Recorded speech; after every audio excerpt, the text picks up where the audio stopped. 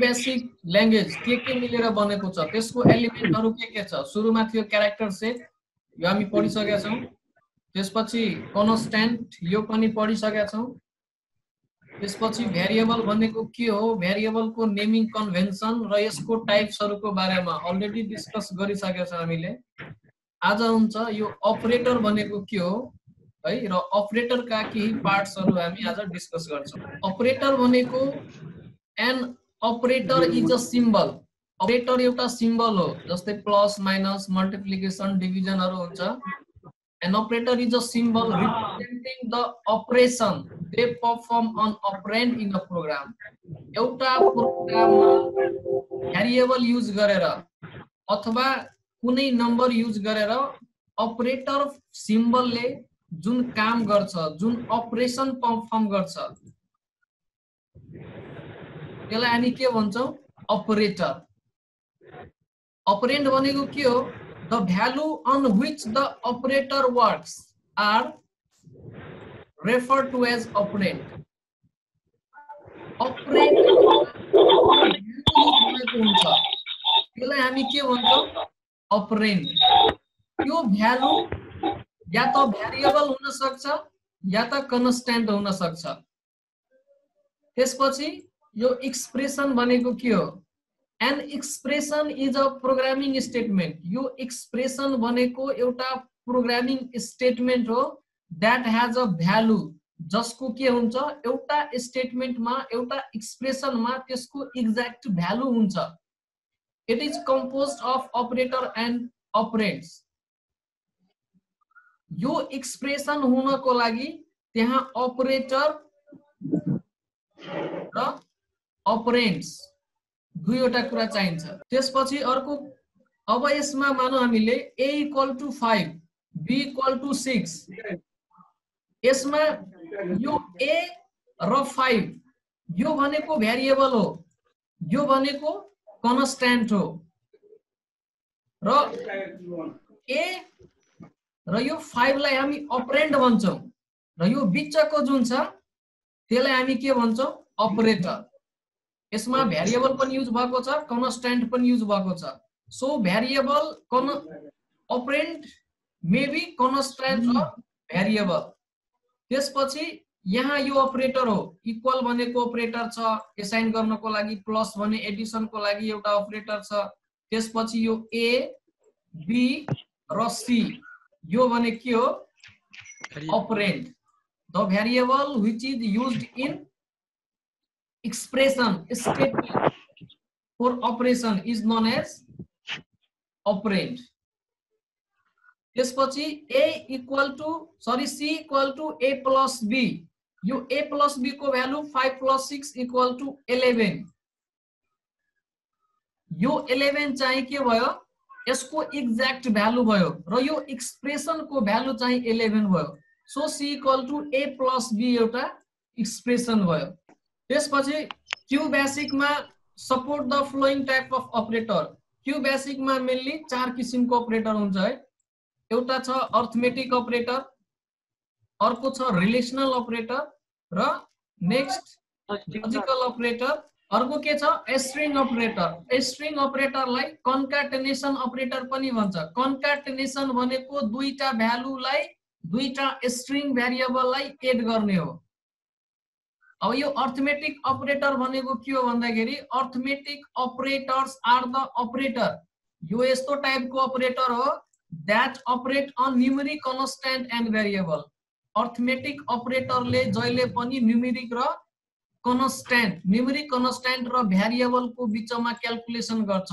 Arithmetic अपरेटरमा string calculation हुँदैन they are used to perform different type of mathematical operation यसलाई arithmetic अपरेटरलाई हामीले विभिन्न किसिमको यदि मैथमेटिकल अपरेशन चाहियो भने त्यस्तो अवस्थामा हामी अर्थमेटिक अपरेटरलाई युज गर्छौं र यसको सिन्ट्याक्स चाहिँ the syntax of arithmetic operator is सुरुमा के हुन्छ अपरेन्ड 1 यो op1 भनेको अपरेन्ड 1 हो यो कन्स्ट्यान्ट अथवा भेरिएबल पनि हुन सक्छ जस्तै यो m र n यहाँ के छ भेरिएबल छ यो भनेको अपरेन्ड हो यो r भनेको अपरेन्ड हो यो इक्वल भनेको अपरेटर हो अपरेटर है र यो पावर भनेको अपरेटर हो। त्यसरी सुरुमा हामी के लेख्छौं अपरेन्ड 1 दिन्छौं अपरेन्ड 2 त्यसपछि के हुन्छ बिचमा अर्थमेटिक अपरेटर हुन्छ। अर्थमेटिक अपरेटर भनेको जस्तै प्लस भयो माइनस भयो मल्टिप्लिकेसन भयो डिभिजन भयो।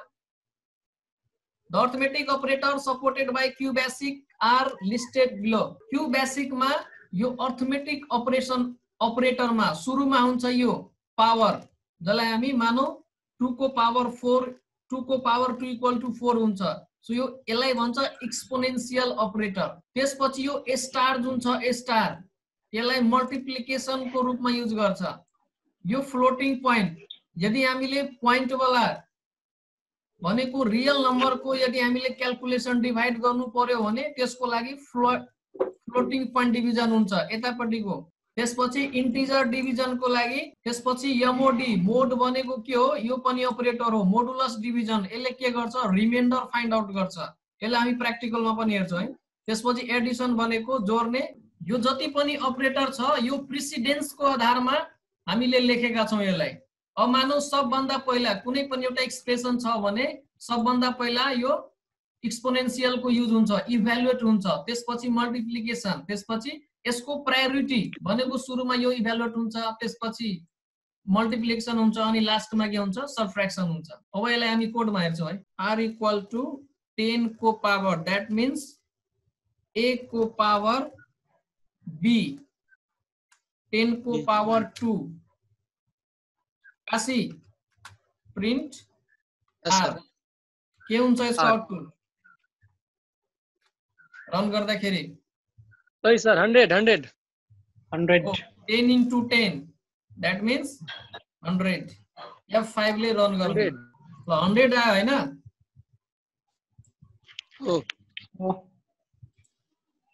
त्यसपछि अर्को के छ मल्टिप्लिकेसन। अब मानौ हामी यहाँ ए स्टार भनेको मल्टिप्लिकेसन हो। रिजल्टमा अभिषेक हजुर सर कति हुन्छ यसको output 20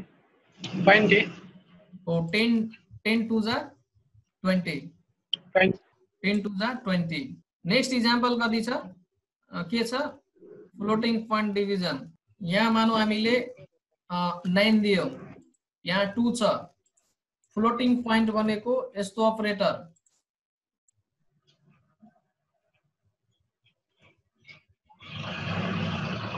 front slash control S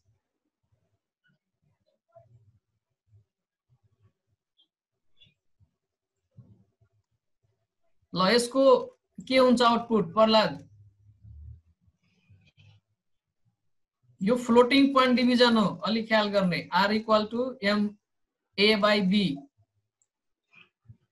4.5 हो 2 4 जा 8 4.5 भयो। त्यसपछि मानौ हामीले यहाँ यो ब्याक स्ल्यास भनेको के हो इन्टिजर डिभिजन। ल सेम यसलाई हामी डिभाइड यसलाई रन गर्यो भने के आउँछ नीरज? हजुर सर के आउँछ यसको आउटपुट?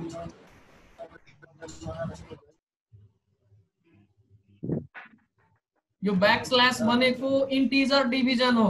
2 ले 9 मा डिवाइड गर्ने इन्टिजर डिभिजन मा कति आउँछ? 4 हो। प्वाइन्ट पछिको लिँदैन यसले इन्टिजर मात्रै लिन्छ भनेको प्वाइन्ट यताको त्यसले फिक्स भ्यालु मात्रै लिन्छ सर। हो लेफ्ट साइड को 4 भयो हैन। जति बेला हामी प्रोग्रामिङ तिर जान्छौं नि लुपिङ मा अनि यो धेरै म्यानेज गर्छ है। अब इन्टिजर फ्लोटिङ टाइप को उल्टा भयो भने त्यो रनै हुँदैन प्रोग्राम। त्यो पछि हामी हेर्छौं यसको। अब मानौ यहाँ मैले मोड राखे। अब a को भ्यालु 9 छ। 9 मोड 2 लालु यसको रिजल्ट मोडले के गर्छ भन्दाखेरि मोडुलस डिभिजन दैट मीन्स यो मोड बने अपरेटरले रिमाइन्डर पार्टलाई ट्रंकेट गर्छ रिमाइन्डर मात्रै लिन्छ। 1 1 हो 2 4 जा 8 र रिमाइन्डर कति भयो 1। ल 1 आयो। ल मानौ यहाँ हामीले 7 गर्छौं। 7 अनि यहाँ 5। अनिल हजुर सर के हुन्छ यसको आउटपुट? 2 आउटपुट हुन्छ 2 2 हो 5 1 जा 5 र रिमाइन्डर कति भयो? 2 भयो। हजुर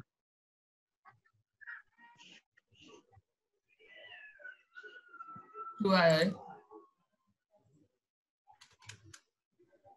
त्यसपछि ल मैले यहाँ 5 गरे अनि यहाँ 7 गरे। त्यसपछि यहाँ मोड गरे। प्रहलाद यसको रिजल्ट के हुन्छ? निरज 0 आउँछ होला। निरज निरज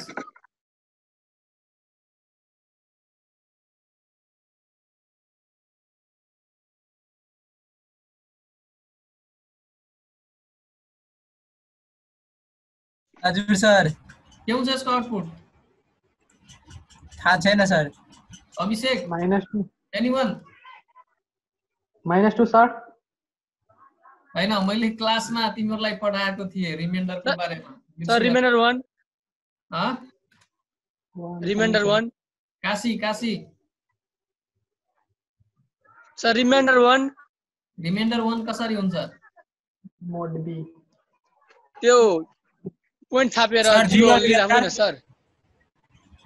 हैन मैले भनेको थिए कि यताको नम्बर यदि यो नम्बर भन्दा सानो छ भने के हुन्छ?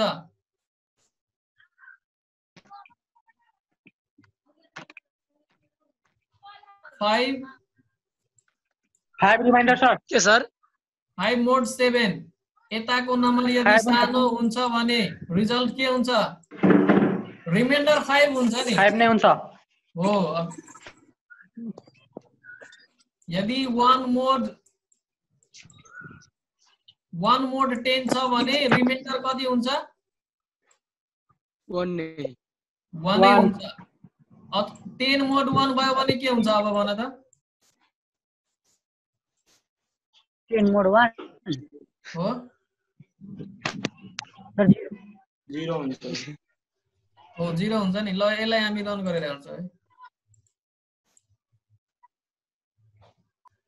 5 आयो हैन?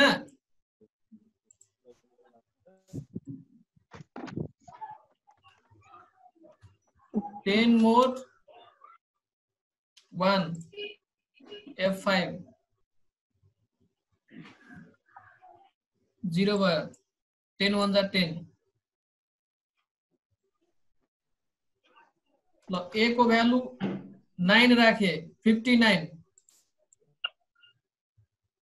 र B को भ्यालु 60 राखे। काशी हो सर। कति हुन्छ यसको रिजल्ट? 59 हो 59 हुन्छ है। सो मोड बने अपरेटरले के गर्छ? यसले रिमाइन्डर पार्टलाई ट्रङ्केट गर्छ, रिमाइन्डर लिने गर्छ।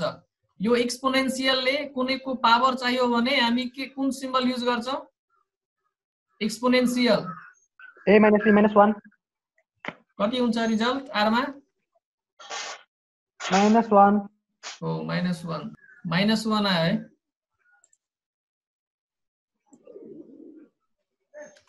अनिल हजुर सर कति हुन्छ अब भन त रिजल्ट? 119 119 109 हजुर ठीक छ। ल अझै यति राख्ने है। मेरो च्यानललाई सब्स्क्राइब गर्नको लागि तपाईहरु अलरेडी साइन इन हुनुभएको छ अथवा हुनुभएको छैन भने सुरुमा ब्राउजर अन गरेर कुनै पनि गुगल क्रोम अथवा कुनै ब्राउजर छ भने मोजिला फायरफक्स छ भने त्यहाँ ब्राउजर अन गर्नु होला। अनि त्यसमा अन गर्नुभयो भने youtube.com मा यसरी आउनुहुन्छ। यसमा आएर साइन इन गर्नु होला यो राइट पट्टिको साइन इन बटनमा। अब म यो अर्को जिमेलबाट म इन्टर गर्न गइरहेको छु।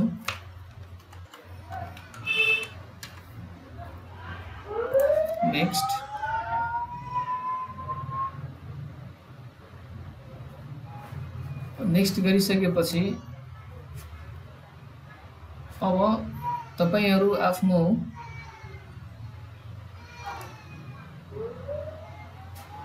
यसरी साइन इन गरिसकेपछि तपाईहरु यस्तो आउनुहुन्छ र यो सर्च भन्ने अप्सन छ, त्यहाँ मिथिलेश कापर सर्च गर्नु होला। मिथिलेश कापर इन्टर दिनु होला। इन्टर दिइसकेपछि यहाँ हेर्नु यो साइन इन हामीले गर्दाखेरि यसरी सब्स्क्राइब गरिसकेका छौं, त्यही भएर यसरी सब्स्क्राइब लेखेको छ र यो बेल आइकन जुन छ त्यो थिचेको छ है। तर मानौ हामीले यसलाई अनसब्स्क्राइब गर्छौं, तपाईहरुलाई अब यस्तो आउँछ, सब्स्क्राइब भन्ने मात्रै आउँछ सर्च गर्नुभयो भने। अब सब्स्क्राइब कसरी गर्नु पर्यो, यसरी सर्च गरेर जब यो रेड कलरको जुन सब्स्क्राइब हेर्नुहुन्छ त्यसमा क्लिक गरिदिनु होला र क्लिक गरिसकेपछि अब यो जुन छ यसलाई अलमा दिनुभयो भने यो बेल आइकन जुन छ नि, बेल जस्तो घण्टी जस्तो, त्यसलाई यसरी गर्नुभयो भने अब नोटिफिकेसन आउँछ। नोटिफिकेसन भन्दाखेरि के हो भने यहाँ हेर्नुहुन्छ यो 3 वटा नोटिफिकेसन रेड कलरको आयो नि, कसले भिडियो अपलोड गरिरहेछ त्यो सबै कुरा थाहा भइहाल्छ। र मैले भिडियो अपलोड गर्ने बित्तिकै तपाईहरुले तुरन्तै थाहा भइहाल्छ कि के भिडियो त्यसले अन गरेको छ। अब मानौ Mithilesh copper uploaded problem 1 file, मैले जुन भिडियो अपलोड गरेको छु त्यो यहाँ अलरेडी शो भइरहेछ है। सो नोटिफिकेसनमा यसरी गर्नुभयो भने अलि बेटर हुन्छ र तपाईहरुको अब त्यो के हेर्नुपर्छ भने योहरु हेर्दै जानु है। यति भन्दै म तपाईहरुलाई थ्यांक्स भन्न चाहन्छु र हामीसँग कनेक्टमा बस्नु होला।